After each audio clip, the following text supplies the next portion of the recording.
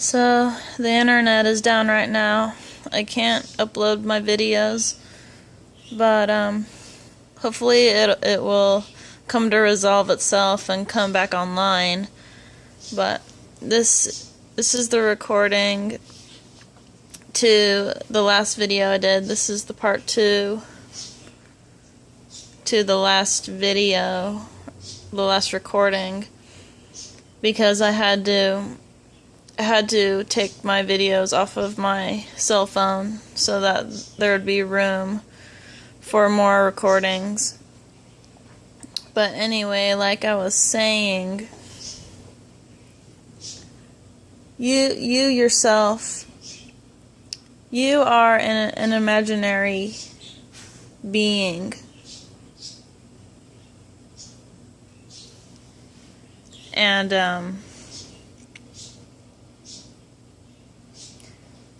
to me it's sad because once we become adults, we are shunned from thinking that we are able to have imaginary beings around us, other imaginary beings. We are looked down upon for that in today's society here in America. So, you know, like a young boy or a young girl will probably happen to stumble upon my channel or my videos at some point. And I think sometime or somewhere in their head they'll think, so adults can really have imaginary friends too? And I have to say, oh yeah, we can have imaginary friends. Or we can allow imaginary beings to be around us. But in today's society, we are looked down upon for that because we are afraid of what others might think. We are afraid of the criticism as adults, as we become adults. We have this fear about how others will perceive us, how other people will think of us, and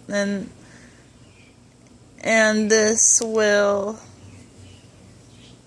automatically it will juxtapose itself, if that's even the right word, because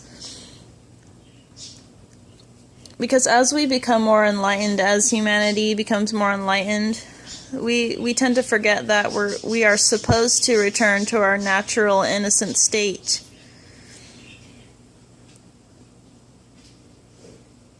And in turn, society has shunned this from adults. So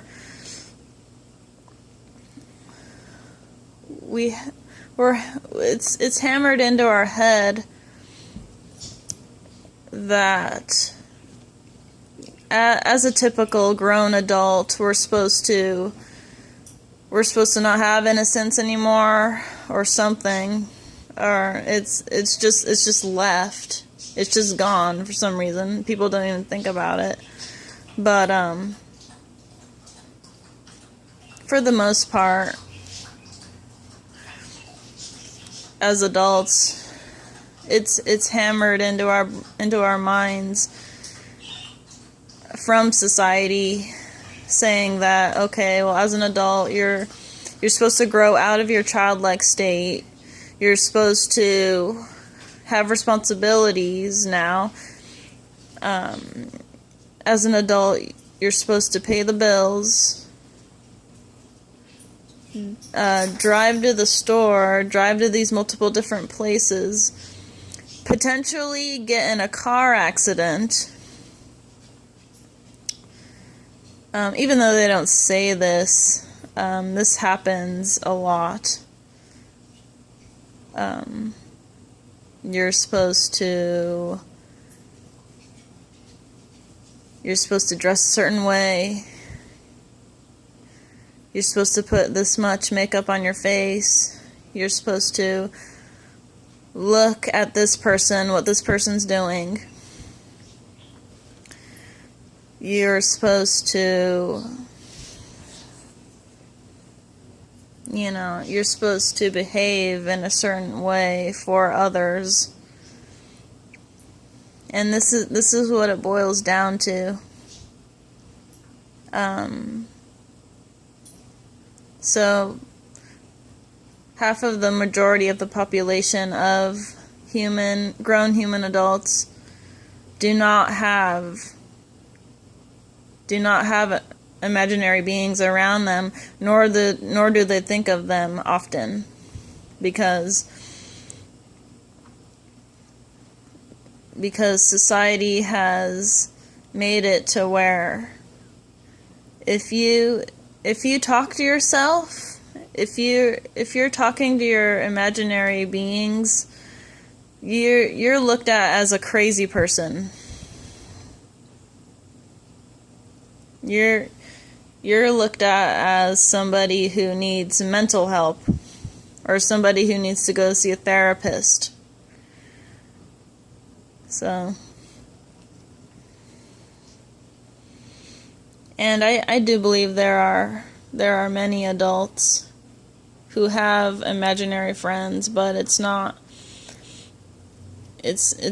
much, though. The population of adults who have imaginary friends it's quite low. But we are able to have them. And for me, these imaginary beings come from my home world, and sometimes I see them as I see it as extraterrestrial help or assistance, interterrestrial help from within you.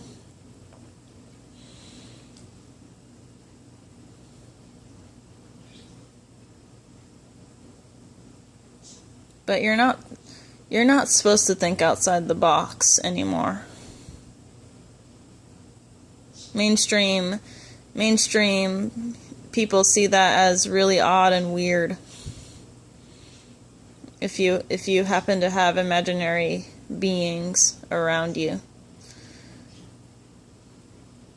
For me, it doesn't happen all the time. It happens more so to when I'm like in a state of crisis, or I'm feeling down about something, or at times where I just want to imagine my celestial family being there with me. One or two of them will assist me. And it's funny because I've noticed that Gamkeely, he will come more in the daytime, and then Thetaphili, he will come more at night. Thetaphili helps me with see if I have like a stomach problem, or like an ache in my heart, or like an ache in my chest or my back. Thetaphili will come and he'll start to heal me, and then sometimes the pain will just go away because I'll have him in my mind, like trying to help me. Like he's a very therapeutic. He's like a therapist. So he'll come and if I'm feeling some sort of way, like I have like a cramp or something, like I'll just like imagine him. I'll imagine him like putting his hands like like above my body, like, and him just like kind of taking the energy, the pain energy away, that pain away. And then most times it works. I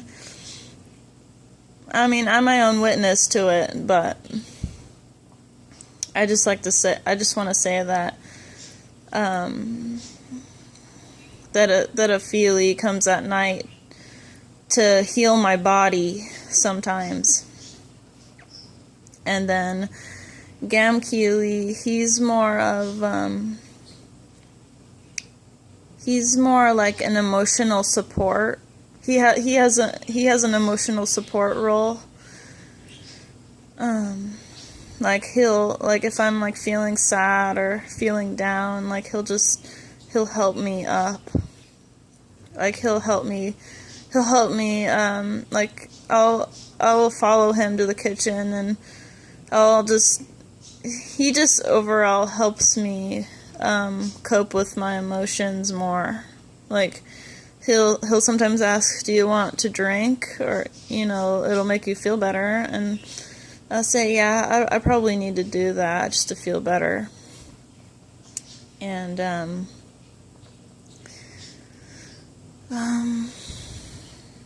and Thorin, my father, Thorin,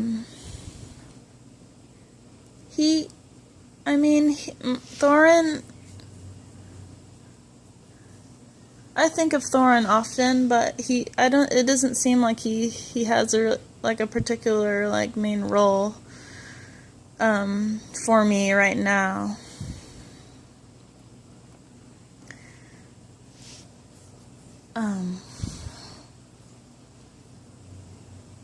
I'll look at pictures of him and everything, but I think Thorin, he mainly stays to himself. Like, he wants me to be in the correct state of mind. He'll only come around when I'm in my purest state of mind. Like, either, like, I'll either be, like, really content, or I'll just be happy where I am, either in the forest or in any natural environment. He'll be there. But for the most part,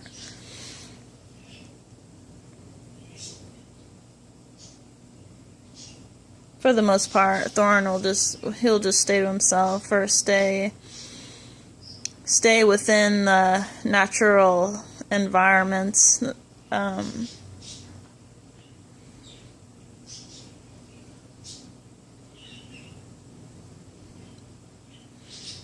this is good that I'm getting. It's good that I'm getting all I want to say out. It's not stuck. It's not stuck in. So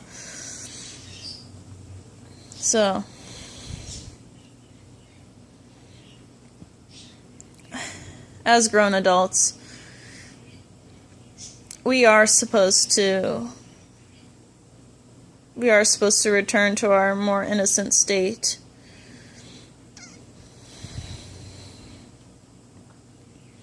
Even though it's hard for many of us to do that, because we feel so outlawed from it, we feel so shunned from it.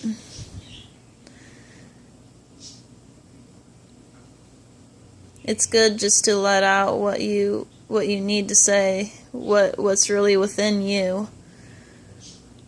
Because if you don't, then the positive energy just becomes negative energy if you just try and keep it inside without letting it out.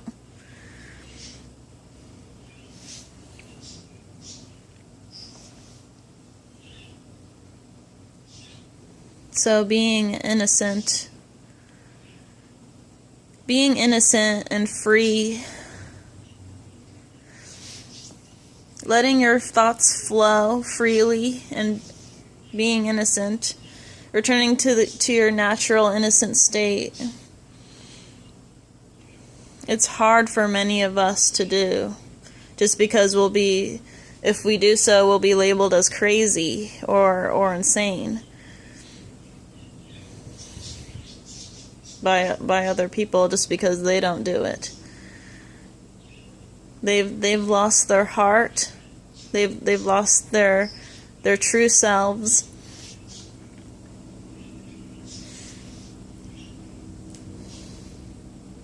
And I think there's somewhere in the Bible saying that you're supposed to return to your more natural, pure state of mind, your more innocent state of mind.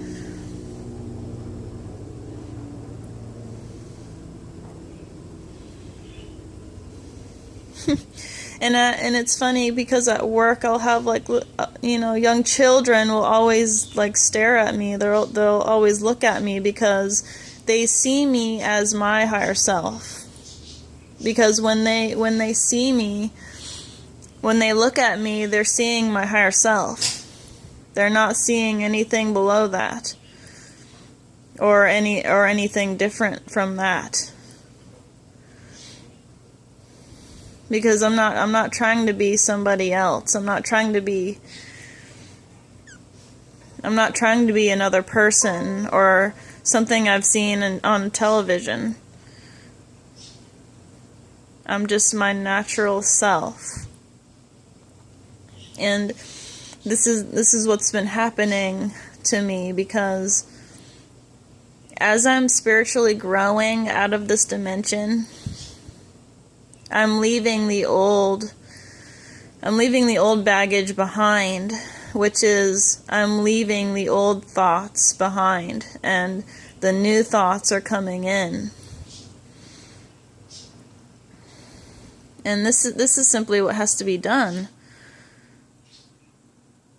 And your mind may go through some turmoil because without a state of chaos there can't be change in some way, if you'd like to think of it like that.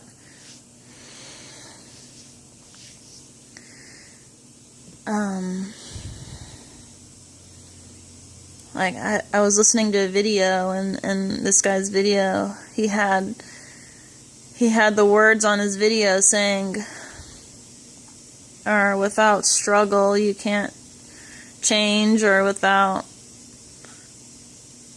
hard discipline, without discipline you can't change for the better, or something. So I'm also going through a state of discipline right now too, as well. So I think I'm just going through a cleansing, an energy cleanse right now, to be honest. And by releasing the old energy, by releasing the old baggage, I have to cry. Because after you cry, you feel better, or you feel renewed. This is just simply letting out the old energy to let in the new energy.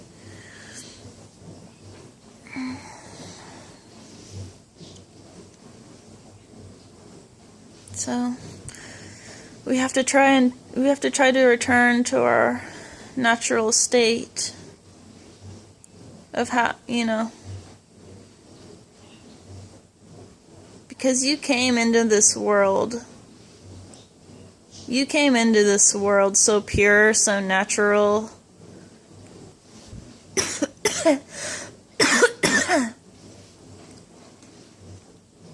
You came into this world so innocent, and I don't see why you have to change. I don't see why you have to let go of that at all, really. Just because you have to try and either please other people, or just to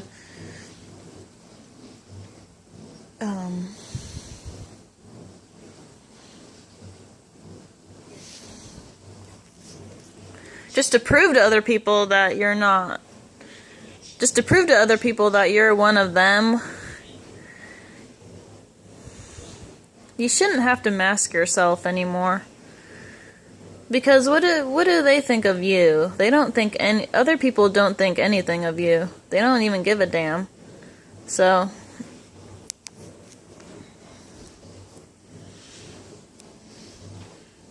but yet we're scared to be something different from ourselves.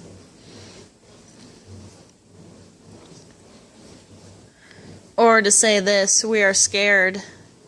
We are scared to be ourselves. That's what I want to say. But who are you really? What kind of person are you really? That's what you have to think about.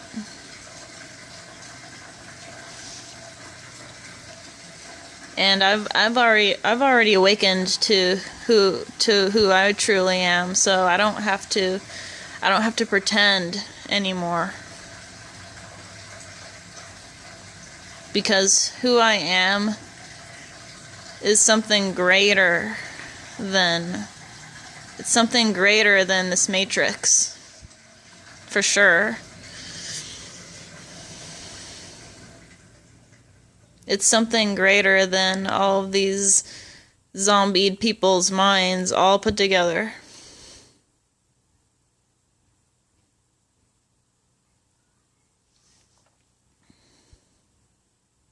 Because other people do not think how you think. And you have to try and cherish it, if it's pure of thought or not.